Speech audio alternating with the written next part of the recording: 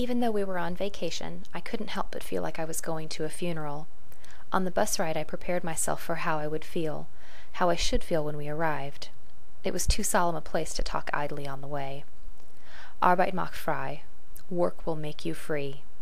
How many thousands of people walked in this gate not knowing if they would ever walk out?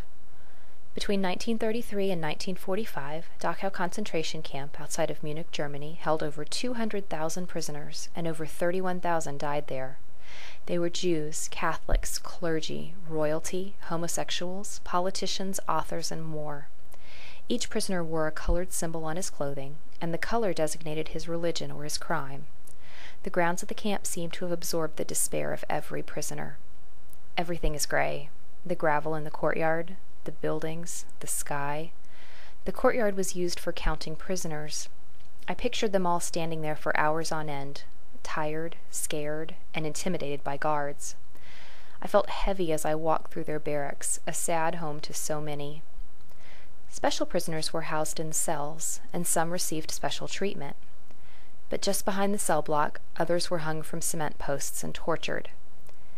The gas chamber and crematorium were in another section of the camp, away from the courtyard and barracks.